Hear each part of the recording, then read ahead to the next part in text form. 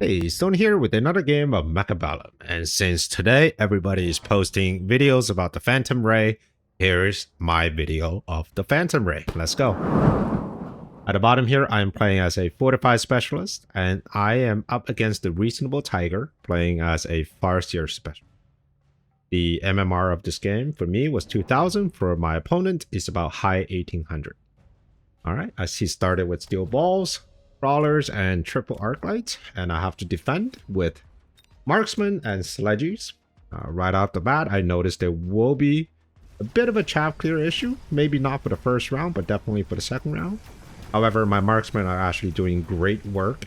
I'm just picking up the steel balls, so got a little bit lucky here with the correct positioning of the marksman having on the inside of the board.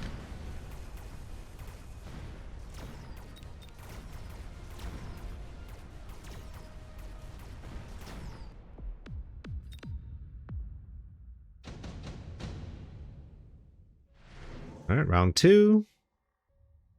None of these cards are particularly good. I mean, extended range sledges may be okay, but it seems like my opponent is just going really heavy into aggro. So range is really not that big of a concern. And the sacrifice in damage and HP, that 20%, is really going to add up if I do want to continue on with the sledgehammers. All right, my opponent added Rhino. That's not something you see every day, but I think if you're going like super heavy aggro, having a Rhino in the pack might actually work. This Rhino is quite dangerous because it's coming in from the outside, which means right now my additional arc light, my additional chaff clear are on the outside, so it's a very good chance that this arc light is going to lock onto this Rhino. And wow, I actually got pretty lucky with the marksman locking onto this Rhino in just that split second right there. Able to take down this Rhino, freeing my arc light of the burden of having to kill that Rhino.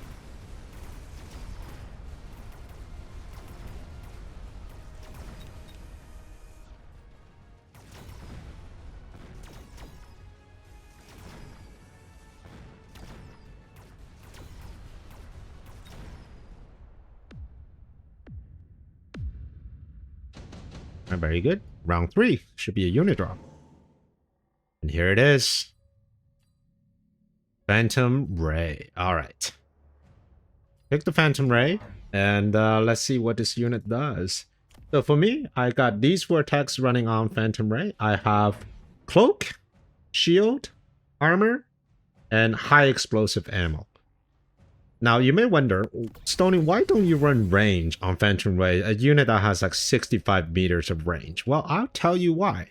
Because when you're using Cloak, it will decloak the Phantom whenever it's in range or in its own targeting range of somebody else. So if you have, like, let's say 105 with the range, it will actually decloak and start shooting. And sometimes, and I was doing this in testing ground, it's a bit iffy. Sometimes after you've shot something, if that unit remains in the range, you would not go back into cloaking. So it's kind of like how Sandworm works, right? So Sandworm will pop up, Sandworm does that attack, right? But if it doesn't kill the unit, it will continue to stay up, wait for its attack cooldown to finish, and then it'll continue to attack. So it's the same way with the Phantom Ray. The only problem, though, with the Phantom Ray is that if you take range, then Cloak is kind of... it's not that useful anymore, right? Because range's job is to keep you out of the fight, and so is Cloak. And if you take Cloak, then range is kind of redundant. So I only pick one out of the two. And then as for my other tech, the Shield, the Armor, you can clearly tell that I am currently teching my Phantom Ray to be a Brawler. Almost in the same category as Steel Balls. Some people like to use ball stand. Maybe I'll go Phantom Ray stand. Or maybe I'll go Phantom Ray with Worm. I don't know. I mean, I'm still experimenting, so let's see. Now, one thing to note that is level 3 Phantom Ray hits really hard. It shoots 2 missiles every shot every 3 seconds, and each one of these missiles does 3,000. So, a very heavy puncher. Alright. Quickly, this round, both of us took additional deployment. None of the other cards were particularly interesting anyways. Apologies for the quick speed here. Alright. So we're still in this aggro defense game. My opponent just continues to pile on with this aggro unit. Now, one thing, a weakness on my opponent's board is that he does not have adequate chaff clear. I think at some point he will have to level up these arc lights. He is trying to build on the flank here, currently with only one Rhino, but he is adding more crawlers. Phantom Rays, believe it or not, even with the 3-meter splash, are terrible chaff clear. I have tried to make it work with high explosive. It does not work. You cannot use Phantom Ray for chaff clear. The same reason you cannot use Farseer for chaff clear. Right? Remember when Farseer first came out?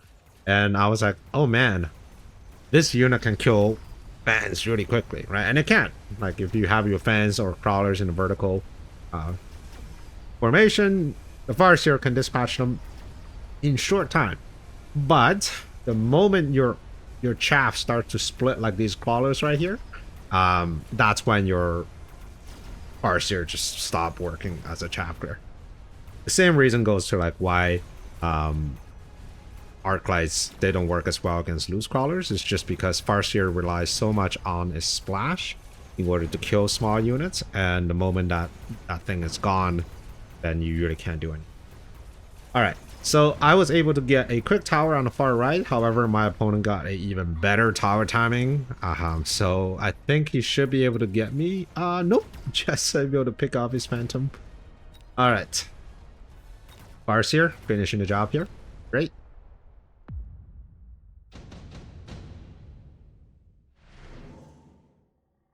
Got unit drop once again.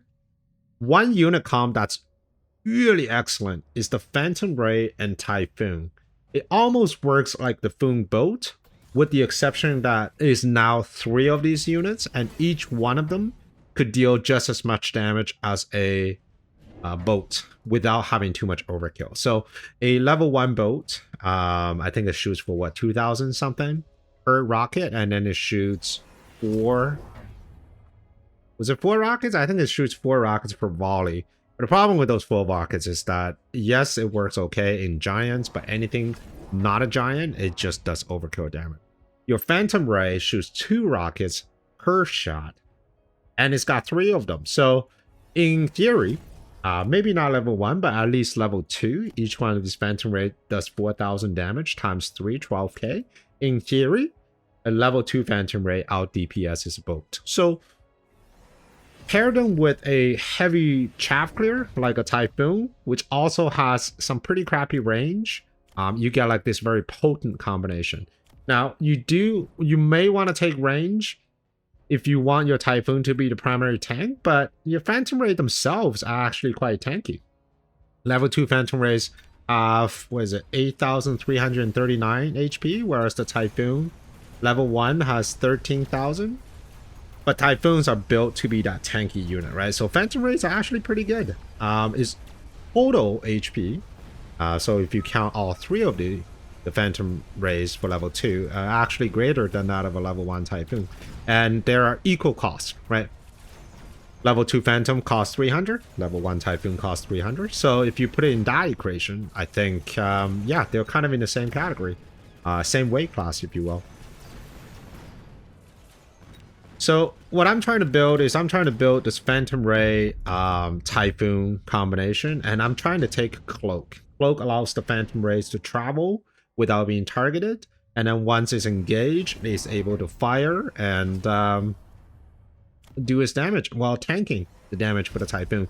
So Typhoon, surprisingly, are now in the backseat, being sort of the unit that gets babied, where the Phantom Ray, an air unit, moves forward and tanks the damage. And this is a very interesting dynamic to see, because traditionally air units are very fragile, very flimsy, with the exception of Wraith, which is why I like to play Wraith Ball so much. It's just a very different way to play the game. But every other unit, your Wasp, your Phoenix, even the boats, they're just extremely fragile.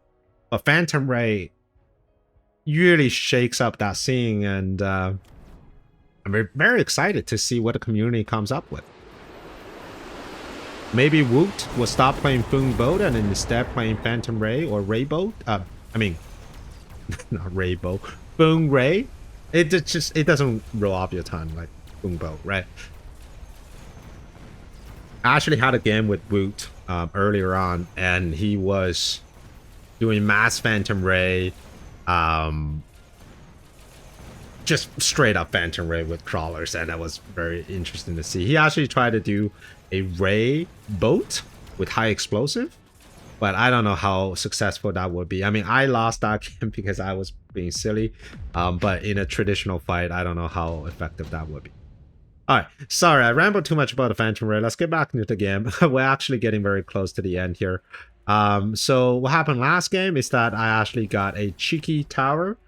There was some defense in the form of this arc light, but because it's a new unit, a lot of people don't realize is just how tanky these units are. And often when you try to flank with these units, your opponent underestimates the tankiness, and therefore you can get a lot of quick wins out of that, right? Until this unit gets into the minds of an average player, and then everybody knows, okay, a level 2 Phantom Ray needs 2 missiles, and so on and so on. All right, we're getting to round 7. This round is probably going to be a big round of Wasp. The reason my opponent wants to go Wasp is because Phantom Rays are just terrible chaff clear, and it's really going to stall these planes from connecting onto these larger units like the Rhino or the Farseer. The reason I wanted to go Wasp is because my opponent has 1, 2, 3, 4, 5, 6 pairs of Phoenixes, just popping my Phantoms left and right. There's also a Wasp here in the back corner. I don't think this one's going to be very successful. Maybe. I mean, they are shielded. The shield doesn't really help because Phantom Rays, they shoot 2 rockets per volley. So you tap the shield first, and then you kill the actual unit next. All right, reposition my Phantom Ray a little bit up. So whenever you're redeploying a unit that's already teleported into a flank, you do not need to be teleported in. So you can, as long as that unit doesn't move beyond the flanking zone in this particular turn. So if you take the unit, right, reposition, and then you put them in the main board, and then you put it back, then you have to re-teleport. But if you're just moving within the area, you don't have to do that. So I thought he might have some sort of response here in the back corner. So I moved my rays further up with the mobile beacon straight to the tower, and that's securing me the win. So overall, how do I feel about a Phantom Ray? I mean, so far is interesting. I have tried to use it as chaff clear, which failed horribly. Using it like a steel ball kind of works, especially with cloak. I've tried the oil with Vulcan, but I am like, for that kind of build, it's a very strange build because neither of you will have any chaff because there's fire everywhere. So you have to really play around how to, manage your chaff. Probably armor steel balls might be a thing. It just becomes like a very expensive chaff, and then if you force your opponent into expensive chaff, then your Phantom Rays actually do more or do better. So what do you think about the Rays? Let me know in the comments below. And I hope you enjoyed this video. And if you want to see another one just like this, here's a video for you. And I will see you on the next one. Prepare your tactics. Mechabellum's calling. Deploy your fortress. The battlefield's alive with swarms.